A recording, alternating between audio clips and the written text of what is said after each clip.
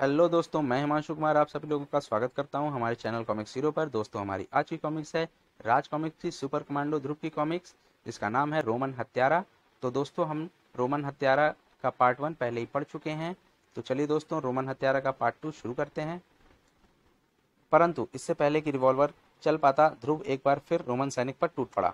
लेकिन आह, यह तो मुझे ऐसे मार रहा है मानो मक्खी उड़ा रहा हो। यह लड़का मुझे नहीं बचा पाएगा। डिसूजा का रिवॉल्वर दोबारा उठा। नहीं, गोली मत चलाना। भय से कांप रहे डिसूजा ने कुछ नहीं सुना। उसका रिवॉल्वर एक के बाद एक गोलियां उगलने लगा। पूरा केबिन धुएं से भर गया। पर जब धुआं छटा तो यह क्या? इस पर तो गोलियों का कोई असर नहीं। डिसूजा बाहर की तरफ भागा। रोमन सैनिक भी उसके पीछे लपका, लेकिन ध्रुव के कारण उसको फिर रुक जाना पड़ा। इस बार उसने ध्रुव पर अपने शिकार के भागने का गुस्सा उतारना शुरू कर दिया। ध्रुव को वार करने का कोई मौका नहीं मिला। वह किसी प्रकार ताकत बटोरकर उठ खड़ा हुआ, लेकिन तभी एक चमचमाती दुधारी तलवार उसकी गर्दन पर आ लगी और अंदर घुसने लगी। ध्रुव के गले से खून की एक पतली धार नीचे की तरफ रेंगने लगी। आह, अगर इस वक्त कुछ ना किया। ध्रुव ने पूरा जोर लगाया, सट, और लकड़ी में गड़ा कीला बाहर निकलकर आ गया। अगले ही पल ध्रुव का हाथ तेजी से घूमा और आह, इस समय भागने में ही समझदारी है। हुँ? पीछे देखकर भाग रहे ध्रुव का पैर पेड़ की एक उभरी जड़ में फंसा। वह झटके से नीचे गिरा और उसकी आंखों के आगे धीरे धीरे अंधेरा छाने लगा। कड़ा पास आती पदचापों को ध्रुव सुन नहीं पाया। ठक, क्योंकि वह बेहोश हो चुका था। हा हा हा हा। रोमन सैनिक पलटा और अपने असली शिकार की खोज में बढ़ चला। पता नहीं कितनी देर बाद ध्रुव को धीरे धीरे होश आना शुरू हुआ। अरे, डिसूजा जी कहाँ गए? कहीं वे उस रोमन हत्यारे के चंगुल में? नहीं नहीं, ऐसा नहीं हो सकता। वह तेजी से कॉटेज की तरफ भागा। कॉटेज तो खाली है, लेकिन यह जमीन पर क्या पड़ा है? यह तो उस गोली का खोल है जो डिसूजा ने रोमन सैनिक पर चलाई थी। लेकिन यह तो, ओह, अब कुछ कुछ समझ में आ रहा है। वह तेजी से बाहर निकला और अपनी स्पेशल मोटरसाइकिल पर शहर की तरफ रवाना हो गया। और फिर शहर के एक फ्लैट में। हेलो ब्लू बैग, मैं रेड रोज बोल रहा हूँ। गड़बड़ हो गई। डिसूजा बचकर भाग निकला बॉस। क्या? खैर, जो होना था हो गया, लेकिन अगर तुमने अपनी जुबान खोली तो हमेशा के लिए खामोश कर दिए जाओगे। कभी नहीं। वाह, क्या प्यार भरी बातें हो रही थी। त, त, तुम तुम यहाँ कैसे? क्या चाहते हो तुम मुझसे? उस केबिन में सिर्फ 3 लोगों की उंगलियों के निशान थे, डिसूजा, मेरे और रोमन सैनिक के। पुलिस रिकॉर्ड से यह पता करना कतई मुश्किल नहीं था कि वे तीसरी उंगलियों के निशान किसके हैं। वे निशान तुम्हारे थे, यानी अपने जमाने के मशहूर दादा रंगा शाह के। तो अब तुम मुझसे क्या चाहते हो? तुम्हारे बॉस का नाम और रोमन टोप का पता। मुझे नहीं पता कि वह कौन है, खुदा कसम। तड़, छूट, मत मारो। मैं सच कह रहा हूँ कि मुझे नहीं मालूम। बात परसों की है। मैं इसी कमरे में बैठा सोच में डूबा था कि मेरी बेटी के निकाह के लिए पैसे कहाँ से आएंगे, कि तभी ना जाने कहाँ से एक अजीब आकृति मेरे सामने आकर खड़ी हो गई। कौन हो तुम? क्या चाहते हो? लेकिन उसने बिना कुछ बोले मुझे मारना शुरू कर दिया।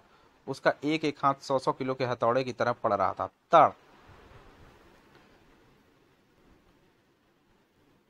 रंगाशाह, यह पिटाई सिर्फ एक नमूना थी। अगर तुमने मेरी बात नहीं मानी तो अंजाम खुद ही समझ सकते हो। और अगर मान गए तो बेटी की शादी आराम से कर सकोगे। मरता क्या ना करता। मैं उसकी बात मान गया। मेरे हाँ कहते ही उसने मुझे कसकर एक झापड़ मारा और मैं बेहोश हो गया। जब मुझे होश आया तो मेज पर एक चिट्ठी और वही रोमन टोप और पोशाक रखी थी। यह रही वह चिट्ठी। इस चिट्ठी के साथ रखी टोपी पोशाक को पहनकर तुम परसों संतपुरा के बीहड़ों में जाओगे। यहाँ तुमको एक केबिन में डिसूजा नाम आदमी मिलेगा। तुमको उसका खून करना है। डिसूजा की फोटो और रास्ते का नक्शा इस चिट्ठी के साथ लगा है। डरना मत। इस टोप को पहनने से तुम में अद्भुत ताकत आ जाएगी। कत्ल करने के बाद यह पोशाक और टोप वहीं छोड़कर पैसा तुम्हारे पास होगा। ओह, समझा। लेकिन फिर डिसूजा का क्या हुआ? वह पूरा प्लान फेल हो गया।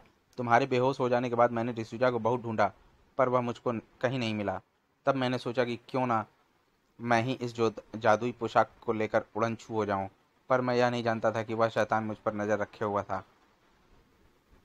जैसे ही मैं अपने फ्लैट में घुसा, मेरे सर पर पीछे से एक जोरदार वार हुआ और जब मुझको होश आया तो ना तो वहां कोई पोशाक या टोप था और ना ही कोई पैसा। शायद तुम सच बोल रहे हो, पर इतना काम तो तुम्हारा ब्लू बैग खुद भी कर सकता था। सवाल यह है कि उसने तुमको क्यों भेजा। और उसी वक्त श्रीवास्तव बाबू के घर में। हेलो। हाँ खान, तुम कहाँ से बोल रहे हो। मैं पर्ल हार्बर पर समुद्र में खड़ी एक मोटर बोट से बोल रहा हूँ। हाँ, तुम तुरंत पर्ल हार्बर आ जाओ। मुझे तुमसे बहुत ज़रूरी बात करनी है, रोमन टोप के विषय में। ही बॉस ये सुनकर कितना खुश होगा। अभी आता हूँ प्यारे खान, अभी आता हूँ। एक तरफ ध्रुव अपनी मोटरसाइकिल पर पूरे शहर में लापता डिसूजा को ढूंढ रहा था और दूसरी तरफ श्रीवास्तव बाबू अपनी कार में पर्ल हार्बर की तरफ बढ़ रहे थे। सर, खान साहब को भी बेसब्री से इंतजार था। यहाँ से मुझको दूर दूर तक दिखाई दे रहा है। आज वह श्रीवास्तव का बच्चा नहीं बचेगा। तिवारी मर चुका है, डिसूजा पर हमला हो चुका है। मैं रोमन सैनिक नहीं हूँ। अब सिर्फ वह कमीना श्रीवास्तव ही रोमन सैनिक हो सकता है। आज मैं इस पाप को दुनिया से हमेशा के लिए खत्म कर दूंगा। हमेशा के लिए। के ली ली ली तुम आ गए। अब तुम नहीं बचोगे श्रीवास्तव। जवाब में रोमन सैनिक धीरे से हंसा, हा हा हा हा हा। और उसने अपना पैर कसकर मोटर बोट पर पटका। धम। पूरी मोटर बोट एक तरफ झुक गई। खान साहब संतुलन खोकर डेक पर आ गिरे। पिस्तौल उनके हाथ से छूटकर पानी में जा गिरा। अब खान साहब बेबस थे। मुझे माफ कर दो श्रीवास्तव, मैं तो मजाक। रोमन हत्यारे ने सब अनसुना करते हुए खान साहब के पैर पकड़कर उनका सिर पानी में डुबा दिया। थोड़ी देर छटपटाने के बाद खान साहब का बदन ठंडा और शांत हो गया। हा हा हा, यह भी गया। और मोटर बोट तेजी से किनारे की ओर बढ़ने लगी। लगभग उसी वक्त श्रीवास्तव बाबू के घर में श्रीवास्तव बाबू के पास कोई फोन आया था साहब। उसी के तुरंत बाद वे पर्ल हार्बर चले गए। Pearl Harbor. ध्रुव एक पल भी नहीं रुका। धड़ धड़ धड़ धड़ धड़ धड़ धड़ धड़ हवा से बातें करती उसकी स्पेशल मोटरसाइकिल सीधे पर्ल हार्बर पर ही जाकर रुकी। कार तो श्रीवास्तव बाबू की ही लगती है। ध्रुव, ध्रुव। ओह डिसूजा साहब, मैं तो आपको ढूंढ ढूंढ कर थक गया। थैंक गॉड कि तुम जिंदा हो। मैं तो समझ रहा था कि रोमन सैनिक ने तुमको। खैर छोड़ो। मैंने अभी अभी श्रीवास्तव के घर फोन किया था, पता चला कि वह यहाँ आया है। बस मैं तुरंत यहाँ चला आया। तो आइए, यहाँ पर सिर्फ एक मोटर बोट ही दिख रही है। शायद उसी में कुछ हो। परंतु मोटर बोट में घुसते ही दोनों भौचक्के रह गए। ओह, आह खान साहब। खान साहब मर चुके हैं। लेकिन यह देखो। इधर आओ ध्रुव। श्रीवास्तव। श्रीवास्तव रोमन हत्यारा है। मैं तो यह सोच भी नहीं सकता था। मेरा शक तो खान पर था। उठ कमीने, खेल खत्म हो चुका है। नहीं डिसूजा, खेल तो अब शुरू हुआ है। म, मतलब मतलब अब हर चीज शीशे की तरह साफ हो चुकी है डिसूजा साहब। और रोमन सैनिक। क- क्या क्या बक रहे हो तुम। नाटक करना बेकार है डिसूजा। मुझको तुम पर तभी शक हो गया था जब मैंने तुम्हारे कॉटेज में वापस जाकर वे चली हुई गोलियां देखी जो तुमने रोमन सैनिक पर चलाई थीं। वे गोलियां नकली थीं। अपने को शक से बचाने के लिए तुमने रंगा शाह को रोमन हत्यारा बनाया। उसके बाद तुम श्रीवास्तव बाबू और खान साहब की घात में रहे। किसी प्रकार तुमको यह पता चल गया कि खान साहब ने श्रीवास्तव बाबू को यहाँ बुलाया है। तुम यहाँ पहले आ धमके, खान का कत्ल किया और फिर जब श्रीवास्तव बाबू यहाँ आए तो तुमने उनको किसी प्रकार बेहोश कर दिया। अपनी पोशाक उनको पहना दी और बाहर आकर मेरा इंतजार करने लगे। बस। क्या सबूत है इसका। यह रोमन टोप। मैं शर्त लगाकर कह सकता हूँ कि इस पर हर जगह तुम्हारी उंगलियों के निशान हैं। और अगर तुम निर्दोष होते तो इस रोमन टोप पर वे निशान कभी ना होते। तड़ाक। आह। इतने चालाक हो तो अब अपनी मौत से बच लो। डिसूजा के जोरदार वार से ध्रुव केबिन के अंदर आ गिरा। डिसूजा ने लपक कर केबिन बाहर से बंद कर दिया। भागने की कोशिश बेकार है डिसूजा। यह दरवाजा तोड़ने में मुझे सिर्फ 2 मिनट लगेंगे। कड़ाक। और तब तक मैं तुम्हारे लिए तैयार हो जाऊंगा। दरवाजा टूटा, मगर तब तक देर हो चुकी थी। हैं? ओह, अगर इसने मुझे पकड़ लिया तो मेरा बचना असंभव हो जाएगा।